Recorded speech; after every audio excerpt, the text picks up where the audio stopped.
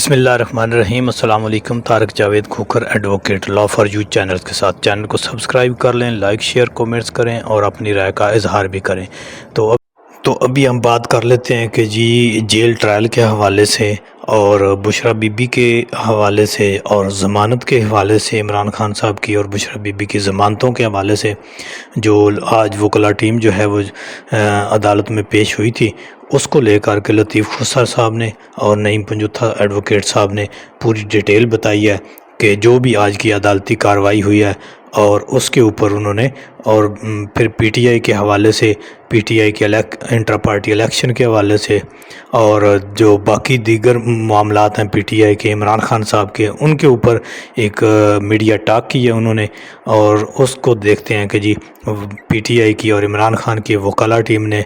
آج کی کارروائی اور اس میں نیکسٹ ڈیٹ کیا ہوئی ہے اور کس کے لیے نیکسٹ ڈیٹ ہوئی ہے اور آج کیا کیا پروسیڈنگ ہوئی ہیں، اور intra party election chairman P T I کے حوالے سے اور جو دیگر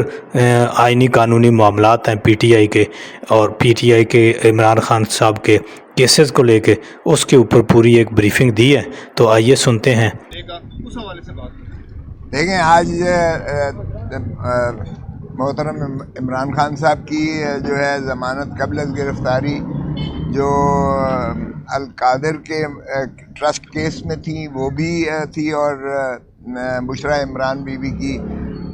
دو درخواستیں قبل از گرفتاری تھیں، جو ایک توشہ خانہ کے کیس میں تھی اور ایک جو ہے القادر ٹرسٹ کیس میں تھی۔ وہ تینوں جو ہیں یہ عبوری ضمانت پر ہیں قبل از گرفتاری۔ تو یہ آج جو ہوا، ہم نے یہی انہیں بتایا کہ جناب تفتیش انہوں نے سیر حاصل کر لی ہے اور اس جسمانی ریمانڈ بھی انہوں نے پورا ایگزاسٹ کیا ہے، اور ایک ایک چیز جو ہے انہوں نے نہ صرف یہ کہ 190 ملین پاؤنڈ کی جو لندن سے نیشنل جو کرائم ایجنسی ہے اس کی ترسیل جو designated account registrar supreme court کے اکاؤنٹ میں آئی ہے، اس کی جو ہے انہوں نے چھان بین کی ہے، بلکہ سپریم کورٹ نے اس کا جو ہے ریگولیٹ بھی کر دیا، وہ 190 ملین جو ہے اور 35 ارب روپیہ وہ سرکاری خزانے میں سپریم کورٹ سے کے اکاؤنٹ سے نکال کے سرکاری خزانے میں وہ داخل بھی کر دیا، اور جو باقی کا اماؤنٹ ہے وہ گورنمنٹ آف سندھ کو دے دیا، چونکہ ملک ریاض یا بحریہ ٹرسٹ بحریہ ٹاؤن جو لمیٹڈ ہے اس کا جو سپریم کورٹ نے فیصلہ کیا تھا کہ سندھ کی زمین کے افزانے میں 460 ارب روپیہ ملک ریاض یا بحریہ ٹرسٹ کے ذمے انہوں نے کیا تھا، اور انہوں نے اسی لیے اکاؤنٹ کھول دیا، اور اس کی امپلیمنٹیشن اور ایگزیکیوشن میں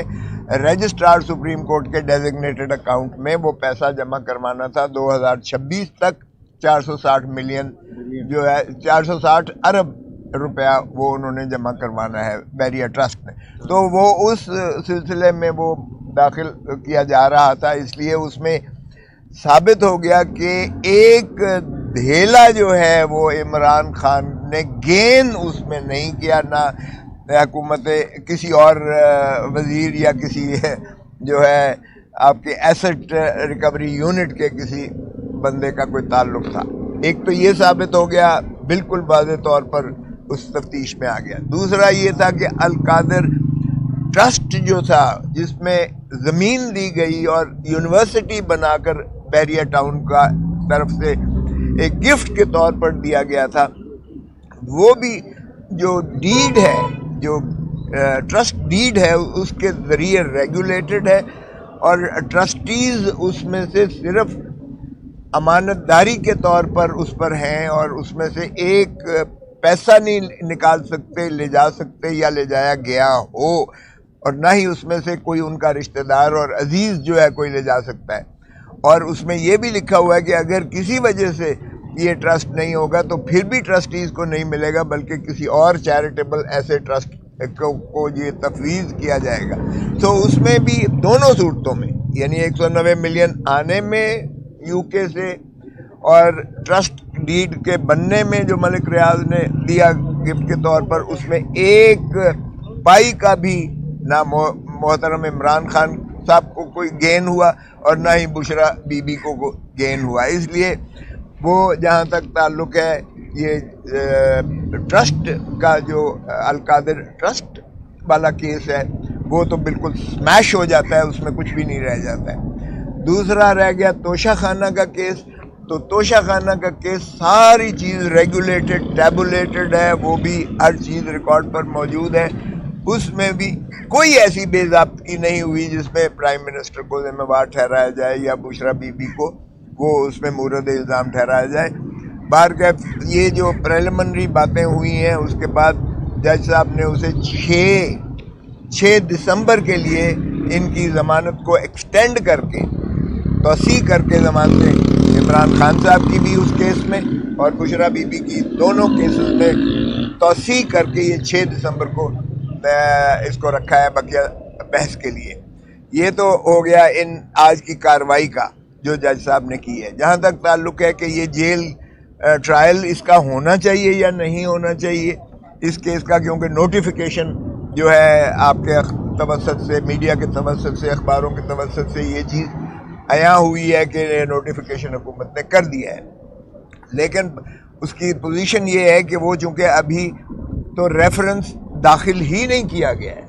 अभी वो ज़ेर तफ्तीश है मुकदमा ये, और जब ज़ेर तफ्तीश हो तो ट्रायल तो ज़ाहिर है शुरुआत हो ही नहीं सकता है ट्रायल। तो इसलिए जहाँ तक जेल ट्रायल का ताल्लुक़ है अभी चूँकि उसकी तो शुरुआत ही नहीं हुई है, इसलिए वो